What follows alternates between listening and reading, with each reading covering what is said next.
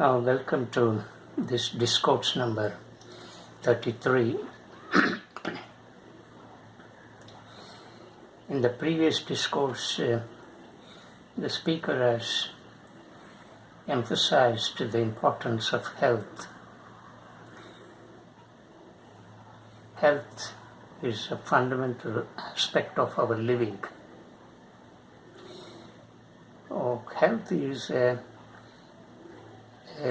comprehensive term. It doesn't include only the physical health,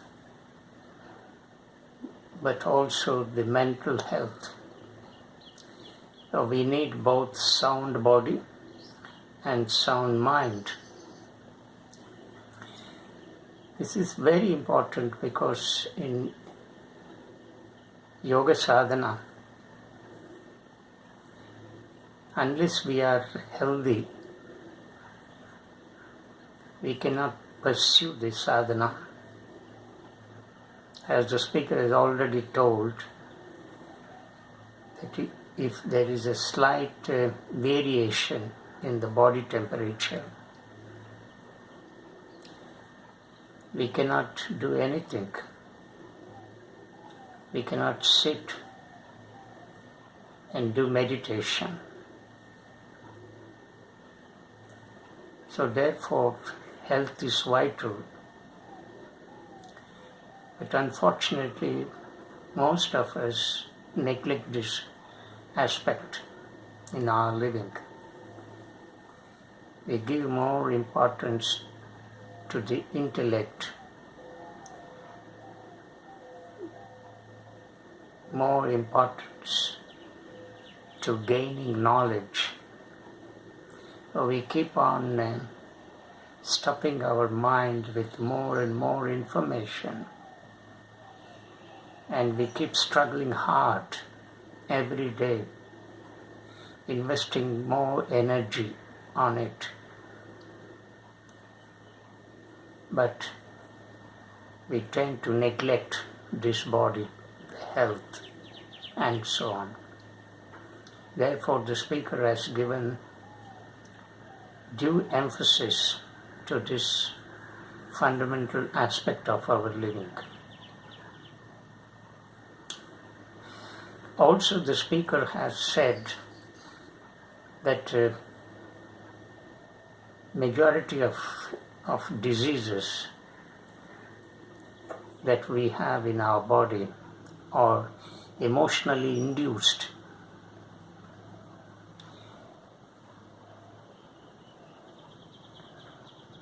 They are not only emotionally induced,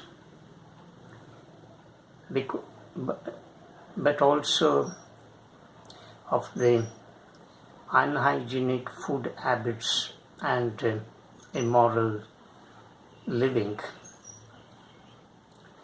These two are important.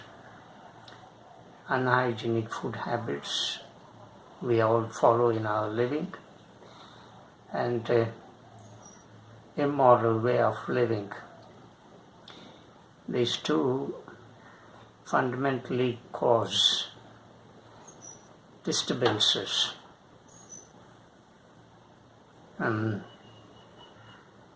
at emotional level and at mental level. I shall come back to the food habits that we all have and how the food that we consume affects our emotions, our thinking process, and our body.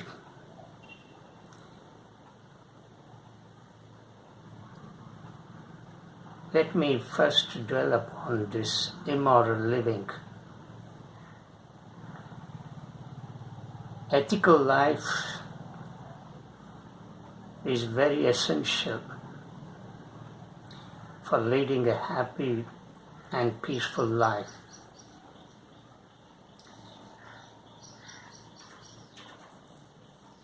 It acts like a strong foundation of our life.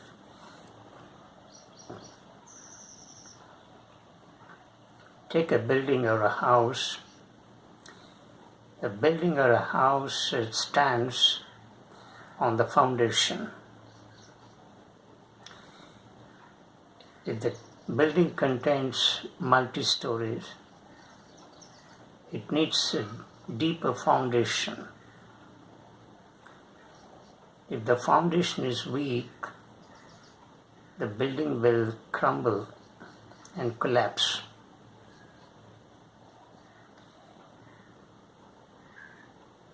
If the foundation is strong, the building will stand and last for long.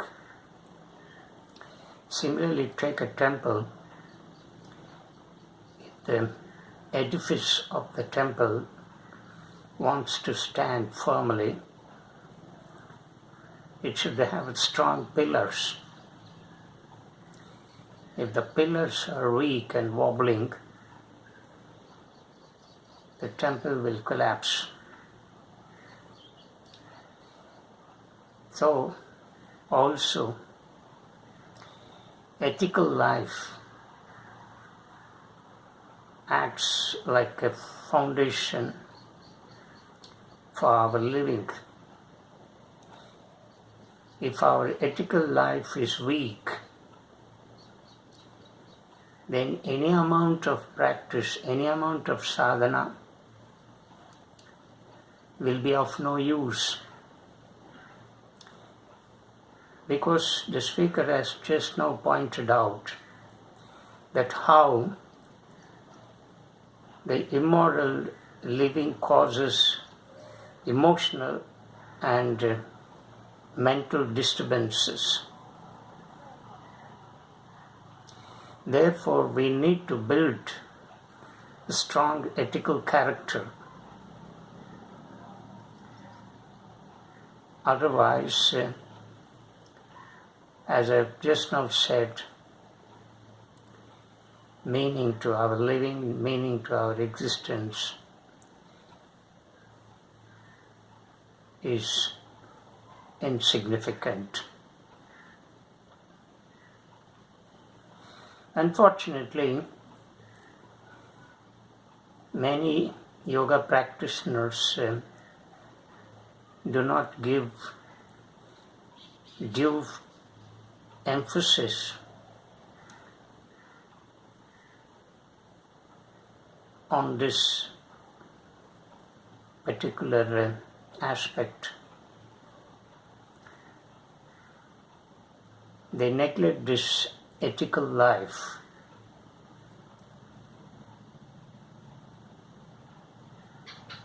One may do asana, pranayama. One may practice the higher form of yoga, but for leading a higher yoga that includes dharana, dhyana, that is meditation, we need to build a strong ethical foundation.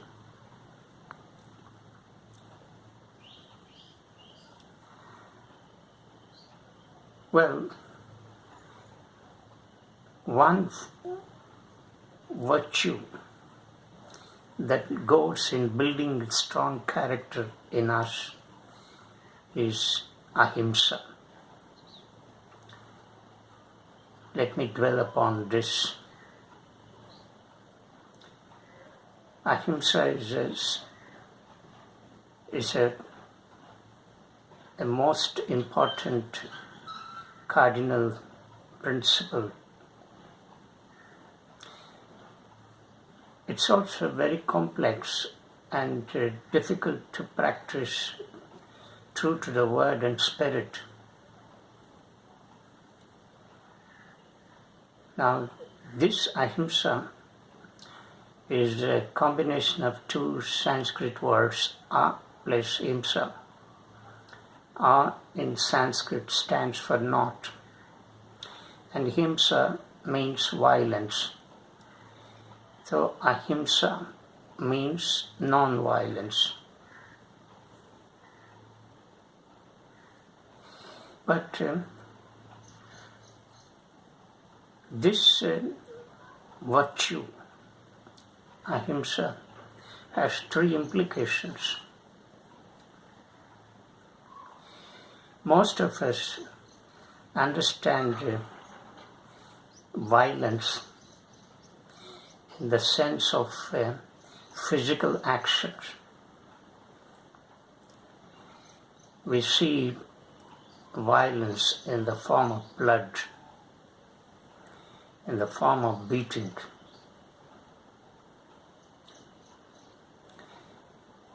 But this is one aspect of understanding the word Ahimsa. This is an extreme form of manifestation of violence.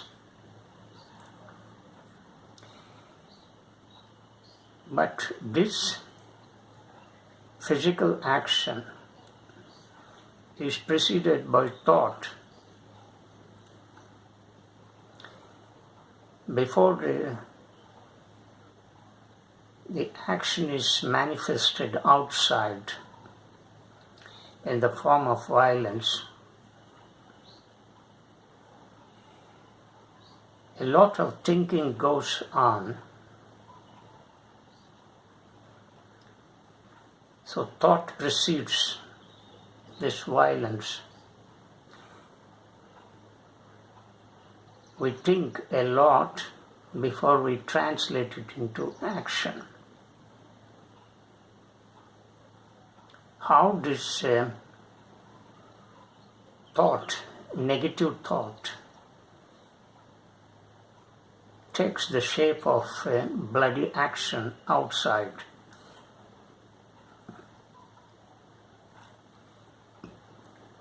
First, we may develop a strong dislike for someone because that person's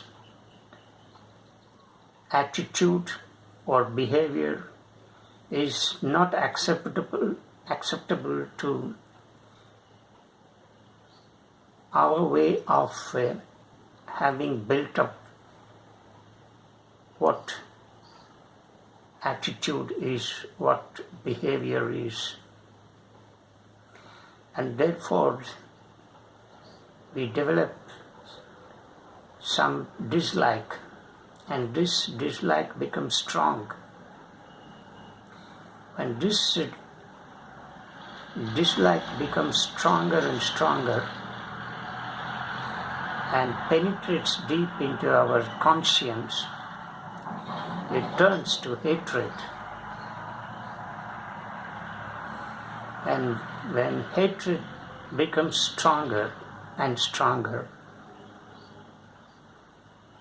then it is turned into bloody action outside. So, before violence is manifested outside, a lot of hatred against such person is nurtured constantly in our conscience, and over a time it becomes stronger, it takes deeper roots in our conscience, and then finally it bursts out. Therefore, violence need not be understood only in the sense of a physical action outside of our mind and body. A lot of violence goes on in our brain cells.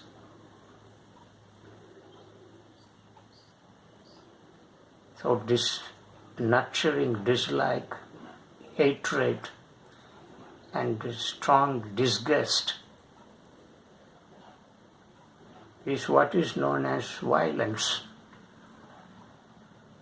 So even before violence in its extreme form of action is seen outside of this body-mind mechanism, a lot of violence goes on in our mind.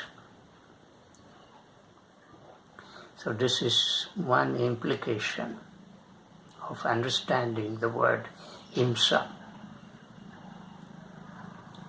The second implication is that Ahimsa is an inclusive term.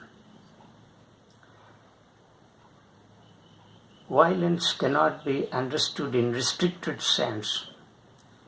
Let's not have the conception that when violence is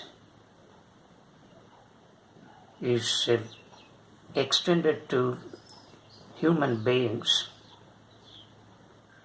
it alone constitutes violence. No. Creation includes everything, every creature, everything, every creature has fundamental right to exist and live in this creation. And we have no right to kill. We have no right to impose violence on them. As we assert the right to live in this world, so also the other creatures too have the same equal amount of assertion to live in this world. So therefore, as we have no right to, as we do not create life, so we do not have any right to take away the life of any creature.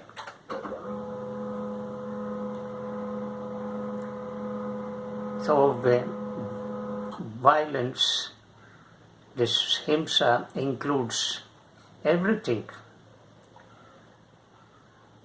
When we practice Ahimsa on creatures other than human being, it also is called Ahimsa. Killing a human being is not a crime, but killing even a small creature consciously also amounts to be a crime. Only when all creatures live together, then this planet has its significance and meaning. But then we consciously or unconsciously, deliberately or with no intention, we practice violence outside. So the concept of Ahimsa does not include only human beings. And this Ahimsa, non-killing, has to be extended to every creature, plant, animal, and bird, and the tiniest creature, the tiniest invisible creature in the existence. The third is that the speaker would like to say that human being is fundamentally violent. We all practice violence on our body, on our mind. Let me give you a couple of examples to strengthen the argument. How much food is required to live in this world? How much energy is required for a man to live in this world? It depends on two aspects: the constitution of one's body and the nature of work that one does. But on an average, it is said that man requires between 1,600 to 2,000 calories of energy to sustain this biological system, to make this organism live in this world. But what are we doing? Every day we are stuffing food in this system. We have turned this belly into an FCI godown, Food Corporation of India godown. We keep on eating. How many times do we want to eat a day? How much energy is required? You have to decide. It depends on as I've just now said, on the amount of work that you do and the size of your body, constitution of your body. If you keep on eating, stuffing this body with food, what happens? You are violating this system. You are imposing violence on this body. What happens to the system? The excess of calories, the unburnt calories, will get accumulated in the form of toxic elements in cells. And these toxic elements in course of time will manifest in the form of disease. Because we do not know how to digest and burn the extra calories in our body. Since our job is sedentary in nature, so that extra unburnt calories get accumulated in our cells in the form of toxic elements, and these toxic elements in course of time will manifest in the form of diseases. But we may not notice this in our body, because what is happening in our body we may not be aware. And that is why we grow disproportionately.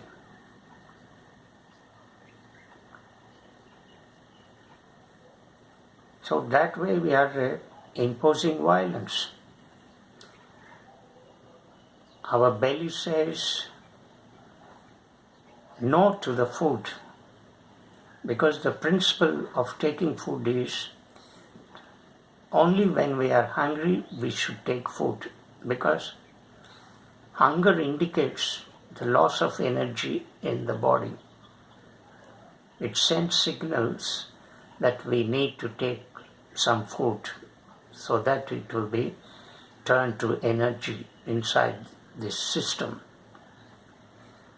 That is the function of hunger. But then what are we doing?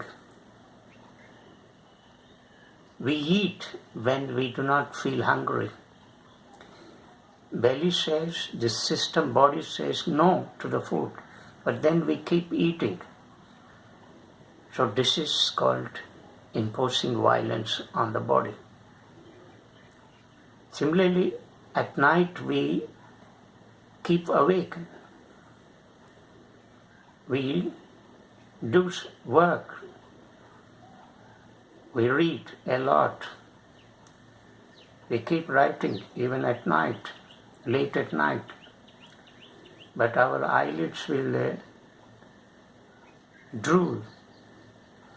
drop, indicating that the body requires rest.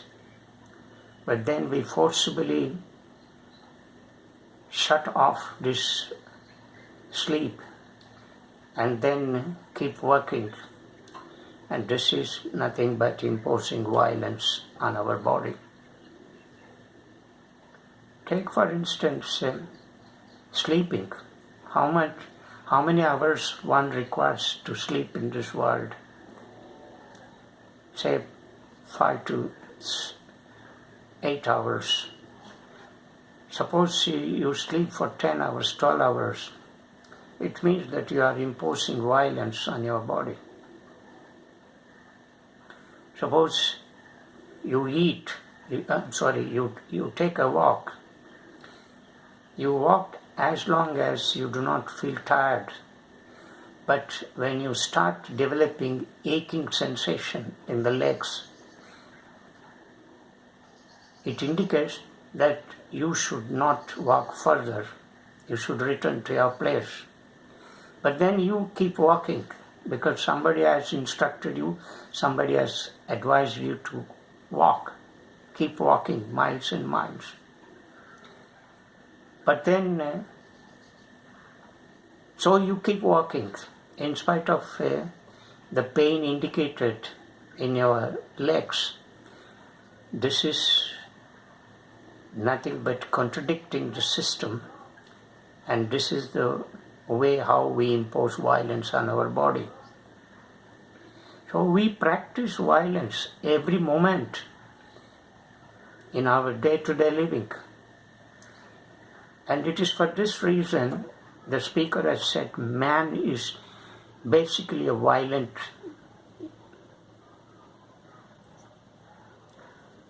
We need not see the violence outside in the form of bloody actions, but we are practicing this violence within ourselves.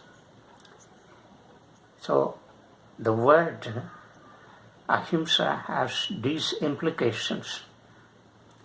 Therefore, how to check this? The inner negative thoughts, the inner negative emotions, only by keeping constant awareness. This awareness we need to build up. If we do not develop this sense of awareness, then many negative thoughts, many negative emotions unconsciously enter into this system, and we will practice them, we will follow them very unconsciously. Now this is very dangerous to this system. Therefore, the first virtue, Ahimsa, has to be understood in this sense. And only when we are clear about this Sanskrit word Ahimsa, then we know, when we are clear about its implications, then we know how complex it is to practice in our living. But this is a great virtue, a golden virtue. And if we practice this virtue sincerely, this in turn will create a positive effect, not only on our body, but also on our mind. Namaskar.